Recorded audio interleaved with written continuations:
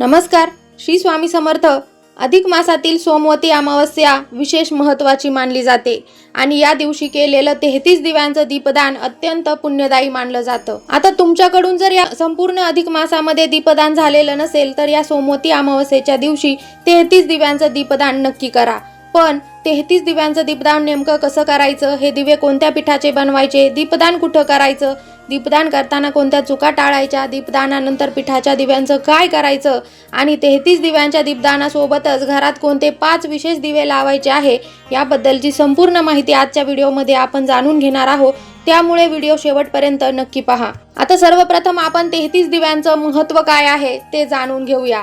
बघा, धार्मिक मान्यतेनुसार असं म्हणतात की 33 दिवे हे 33 कोटी देवांचं प्रतीक मानले जातात. अधिक मासामध्ये सोमवती अमावस्येला हे 33 दिव्यांचं दीपदान केल्याने आपल्याला पितरांचे आशीर्वाद मिळतात आणि घरामध्ये सुख शांती व सकारात्मकता वाढते आणि म्हणून जर आपल्याकडून या अधिक महिन्यामध्ये 33 दिव्यांचं दीपदान झालेलं नसेल तर सोमवती अमावस्येच्या दिवशी नक्की 33 दिव्यांचं दीपदान तुम्ही करू शकतात. आता जर तुम्हाला शक्य असेल तर तुम्ही 33 दिव्यांचं दीपदान करू शकतात किंवा जर नसेल शक्य तर तुम्ही 1, 5, 7, 11, 21 अशा प्रकारे दिव्यांचं दीपदान सुद्धा करू शकतात. तुमच्या यथाशक्ती तुम्हाला जसं जमेल त्याप्रमाणे दीपदान तुम्ही करू शकतात. आता जर तुम्ही 33 दिव्यांचं दीपदान करणार असाल तर हे 33 दिवे कशा प्रकारे तयार करायचे आहे तर बघा, तुमच्याकडे जर मातीचे दिवे असतील तर ते मातीचे दिवे तुम्ही वापरू शकता. पितळेचे, स्टीलचे दिवे सुद्धा तुम्ही वापरू शकतात किंवा गव्हाच्या पिठाचे किंवा कणकेचे 33 दिवे तयार करून तुम्ही त्या दिव्यांचं दीपदान करू शकतात. आणि आपल्या धर्मशास्त्रामध्ये कणकेच्या दिव्यांचं दीपदान करण्याला महत्त्व दिलेलं आहे आणि म्हणून आपल्याला गव्हाच्या पिठापासून 33 दिवे तयार करायचे आहे. आता हे 33 दिवे कसे बनवायचे तर यासाठी एका भांड्यामध्ये आपल्याला एका परातीमध्ये गव्हाचं पीठ घ्यायचं आहे. त्यामध्ये आपल्याला थोडासा गूळ टाकायचा आहे आणि हे मिश्रण आपल्याला पाणी टाकून घट्टसर मळून घ्यायचं आहे. आता हे पीठ तयार करत असताना त्यामध्ये आपल्याला मिठाचा अजिबात वापर करायचा नाही. पीठ अगदी घट्टसर मळायचं आहे. पीठ मळून झाल्यानंतर आपल्याला 33 दिवे करायचे आहे. त्या पिठापासून 33 गोळे बनवायचे आणि त्यांचे दिवे आपल्याला तयार करायचे आहे. आता हे दिवे तयार करून झाल्यानंतर या दिव्यांमध्ये शुद्ध गाईचं तूप टाकायचं आहे आणि जर तुमच्याकडं तूप नसेल तर तुम्ही तिळाचं तेल सुद्धा टाकू शकतात आणि प्रत्येक दिव्यामध्ये एक एक वात ठेवून आपल्याला हे दिवे तयार करायचे आहे. आता हे दीपदान सोमवती अमावस्येच्या दिवशी संध्याकाळी करायचं आहे. आता जर काही कारणास्तव तुम्हाला सोमवारी हे दीपदान करायला वेळ मिळाला नाही तर तुम्ही अगदीच रविवारी संध्याकाळी सुद्धा दीपदान करू शकतात, कारण रविवारची संध्याकाळ ही अमावस्या सुरू असणार आहे आणि म्हणून रविवारी सुद्धा तुम्ही दीपदान करू शकतात. आता दीपदान करण्याच्या आधी हातपाय स्वच्छ धुवून घ्यायचे आहे. आपल्या देवघरासमोर आसन टाकायचं आहे. एक पाट आपल्या देवघरासमोर ठेवायचा आहे आणि त्यावर आपल्याला हे 33 दिवे ठेवायचे आहे. आता 33 दिवे डायरेक्ट पाटावर ठेवायचे नाही. आपल्याला एक मोठं भांडं घ्यायचं आहे आणि त्या भांड्यामध्ये आपल्याला हे 33 दिवे ठेवायचे आहे. आता अनेक ठिकाणी भांड्यामध्ये 33 नाणी ठेवली जातात आणि त्या 33 नाण्यांवर हे 33 दिवे ठेवले जातात किंवा बऱ्याच ठिकाणी 33 आवळे घेतले जातात. ते आवळे मधोमध कोरले जातात आणि त्या कोरलेल्या भागामध्ये शुद्ध गाईचं तूप किंवा तिळाचं तेल टाकून त्यामध्ये वात ठेवून हे 33 दिवे भांड्यात ठेवून प्रज्वलित केले जातात. आता जर तुम्हाला हे शक्य नसेल तर तुम्ही एक भांडं घ्यायचं आहे. त्या भांड्यामध्ये तुम्हाला असेल तर फुलांच्या पाकळ्या टाका किंवा तांदूळ टाका आणि त्यावर आपल्याला हे दिवे ठेवायचे आहे. दिव्यांमध्ये आपल्याला शुद्ध गाईचं तूप वापरायचं आहे किंवा तिळाचं तेल वापरायचं आहे आणि आपल्या देवघरासमोर बसून सर्वप्रथम आपल्याला संकल्प करायचा आहे. आता संकल्प कसा करायचा तर आपल्या उजव्या हातामध्ये आपल्याला थोडंसं पाणी घ्यायचं आहे, हळद, कुंकू, अक्षता आणि एक फूल घ्यायचं आहे आणि आपल्या कुलदेवताचं, भगवान विष्णूंचं, महादेवांचं आणि आपल्या पितरांचं स्मरण करून आपल्याला संकल्प करायचा आहे की मी आज सोमवती अमावस्येच्या दिवशी हे 33 दिव्यांचं दीपदान करत आहे. माझी ही सेवा मी तुमच्या चरणात अर्पण करत आहे. तिचा स्वीकार करा आणि माझ्या आयुष्यामध्ये, माझ्या घरामध्ये जो काही अंधार आहे, जी काही नकारात्मकता आहे ती दूर करून माझ्या घरामध्ये सुख समृद्धी येऊ द्या, असा संकल्प आपल्याला करायचा आहे आणि आपल्या हातातील पाणी एका भांड्यामध्ये टाकून द्यायचं आहे. आता संकल्प करून झाल्यानंतर आपल्याला दिवे प्रज्वलित करायचे आहे. दिवे प्रज्वलित करताना आपल्याला एक मंत्र म्हणायचा आहे. तो मंत्र म्हणजे दीपज्योती परब्रह्म, दीपज्योती जनार्दनम, दीपो हरतु मे पापम संध्या दीपम नमोस्तुते. दीपत ज्योती परब्रह्म दीपत ज्योती जनार्दन दीपो हरतु मे पापम संध्या दीपम नमोस्तुते. हा मंत्र म्हणून झाल्यानंतर आपल्याला मनोभावे प्रार्थना करायची आहे की हे ईश्वरा, आमच्या पितरांना सद्गती लाभू दे, आमच्या घरात सुखशांती, आरोग्य आणि समृद्धी नांदू दे. त्याचबरोबर आमच्या घरामध्ये जी काही लक्ष्मी आहे ती लक्ष्मी चिरकाल स्थिर राहू दे, अशी प्रार्थना आपल्याला करायची आहे. आपल्याला हे दिवे प्रज्वलित करायचे आहे. आता असं म्हणतात की श्रद्धेनं केलेलं हे दीपदान आपल्या पितरांना समर्पित होतं आणि घरातील जे काही अडथळे असतील ते दूर होण्यास मदत होते. मग आर्थिक समस्या असतील, घरामध्ये भांडणं होत असतील, कटकटी होत असतील, विवाहविषयक काही अडचणी असतील, नोकरीविषयक अडचणी असतील, संतती प्राप्तीच्या अडचणी असतील किंवा कोणतीही अडचण असेल, समस्या असेल, ती या दीपदानामुळे दूर होते. सर्वात महत्त्वाचं म्हणजे हे दीपदान कुठं करायचं आहे.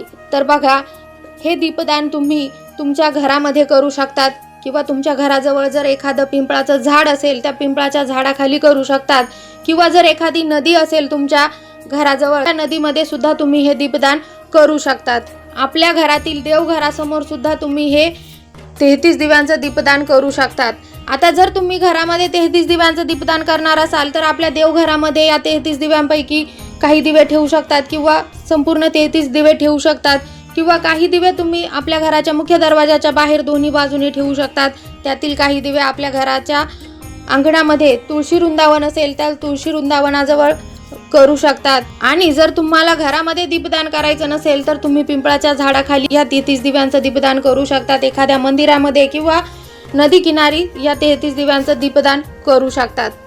आणि जर बाहेर जाणं शक्य नसेल तर घरातच आपल्या देवघरासमोर तुम्ही या 33 दिव्यांचं दीपदान करू शकता. आता या 33 दिव्यांच्या दीपदाना व्यतिरिक्त आपल्याला आणखी एक विशेष उपाय करायचा आहे आणि तो म्हणजे या सोमवती अमावस्येच्या दिवशी आपल्याला या 33 दिव्यांच्या व्यतिरिक्त 5 कणकेचे दिवे जास्त बनवायचे आहे. आणि हे दिवे आपल्याला आपल्या घरामध्ये 5 विशिष्ट ठिकाणी ठेवायचे आहे. असं केल्याने आपल्या घरातील नकारात्मकता दूर होते, पितरांचे आशीर्वाद प्राप्त होतात आणि घरामध्ये सुख शांती व सकारात्मक ऊर्जा वाढते. आता जो या 5 दिव्यांपैकी जो पहिला दिवा आहे तो आपल्या घराच्या दक्षिण दिशेला ठेवायचा आहे. आता दक्षिण दिशा ही पितरांची दिशा मानली जाते, त्यामुळे या दिव्यांचं तोंडही दक्षिण दिशेकडेच असावं.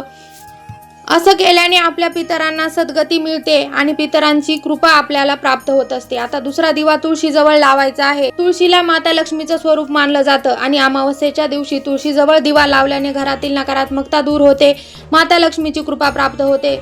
त्यामुळे एक दिवा तुळशीजवळ लावायचा आहे. आता तिसरा दिवा आपल्या घराच्या मुख्य दरवाजाच्या बाहेर लावायचा आहे. यामुळे बाहेरील जी नकारात्मक ऊर्जा असते ती घरात प्रवेश करत नाही आणि घरामध्ये सकारात्मक ऊर्जा कायम टिकून राहते. आता चौथा जो दिवा आहे तो आपल्याला आपल्या घरामध्ये पिण्याच्या पाण्याजवळ लावायचा आहे. म्हणजेच जिथे तुम्ही तुमचं पिण्याचं पाणी ठेवत असाल, माठ, हंडा किंवा पाण्याची भांडी जिथे भरलेली असेल त्या ठिकाणी हा एक दिवा लावायचा आहे. आता पाणी आणि पितरांचा विशेष संबंध मानला जातो, त्यामुळे हा उपाय अत्यंत शुभ मानला जातो. आता 5वा दिवा आपल्याला पिंपळाच्या झाडाखाली लावायचा आहे. जर तुमच्या घराजवळ एखादं पिंपळाचं झाड असेल तर त्या झाडाखाली हा दिवा लावायचा आहे. पिंपळाच्या झाडामध्ये ब्रह्मा, विष्णू आणि महेश तसेच पितरांचा वास असतो असं म्हणतात आणि म्हणून एक दिवा पिंपळाच्या झाडाखाली लावा. आता जर तुमच्याकडे पिंपळाचं झाड नसेल तर तुम्ही हा दिवा एखाद्या घराजवळच्या मंदिरात सुद्धा लावू शकतात. आता हे 5 दिवे लावल्याने घरातील सकारात्मक ऊर्जा वाढते आणि पितरांचे आशीर्वाद आपल्याला प्राप्त होत असतात. आता दीपदान करताना आपल्याला काही चुका टाळायच्या आहे. तर त्या चुका कोणत्या? तर बघा, दीपदान करताना जे दिवे आपण करणार आहोत ते तुटलेले किंवा तडे गेलेले वापरू नका. दिव्यांमध्ये शुद्ध गाईचं तूप किंवा तिळाचं तेलच वापरा. राग, भांडण किंवा नकारात्मक मनस्थितीमध्ये दीपदान करू नका. दिवे लावताना घाई करू नका आणि सर्वात महत्त्वाचं म्हणजे केवळ दिखावा म्हणून दीपदान करू नका. श्रद्धा, भक्तिभावानं आणि विश्वासानं दीपदान करा, तरच आपण केलेलं दीपदान हे आपल्याला फलप्राप्ती करून देत असतं. आता दीपदानानंतर जर तुम्ही गव्हाच्या पिठांचं दीपदान केलं असेल तर दीपदान पूर्ण झाल्यानंतर या दिव्यांचं काय करायचं? तर बघा, जर तुम्ही गव्हाच्या पिठाचे किंवा कणकेचे दिवे वापरले असतील तर दीपदान पूर्ण झाल्यानंतर दुसऱ्या दिवशी या दिव्यांचं योग्य प्रकारे विसर्जन करायचं आहे. आता तुमच्या घराजवळ जर पिंपळाचं झाड असेल तर दुसऱ्या दिवशी हे दिवे त्या पिंपळाच्या झाडाखाली ठेवू शकतात, जेणेकरून मुंग्या, लहान कीटक किंवा इतर जीव त्या पिठाचा उपयोग अन्न म्हणून करतील. जर पिंपळाचं झाड नसेल तर हे दिवे अशा ठिकाणी ठेवा की जिथे पक्षी, मुंग्या, कीटक किंवा इतर पशुपक्षी येऊन ते दिवे खातील. किंवा या व्यतिरिक्त जर तुम्हाला शक्य झालं तर हे पिठाचे दिवे तुम्ही गाईला सुद्धा खाऊ घालू शकतात. यामुळे आपल्या हातून फक्त दीपदानच होत नाही तर अन्नदान सुद्धा घडतं. कारण या पिठाच्या दिव्यांचा उपयोग एखाद्या जीवाचं पोट भरण्यासाठी होतो आणि या अधिक मासामध्ये अन्नदानाला विशेष महत्त्व दिलं गेलं आहे. त्यामुळे 33 दिव्यांचं दीपदान केल्यानंतर पिठाचे दिवे पशुपक्ष्यांना, मुंग्यांना किंवा गाईला अर्पण केल्यास दीपदानासोबत अन्नदानाचं सुद्धा पुण्य प्राप्त होतं. आता अधिक मासातील सोमवती अमावस्येला श्रद्धेनं 33 दिव्यांचं दीपदान करा आणि हे 5 विशेष दिवे लावा. पितरांचं स्मरण करा आणि भगवान विष्णूंची कृपा प्राप्त करा. आता व्हिडिओ आवडला असेल तर लाईक करा, शेअर करा, चॅनल सबस्क्राईब करायला विसरू नका. पुन्हा भेटू नवीन माहितीसोबत. तोपर्यंत धन्यवाद. श्री स्वामी समर्थ.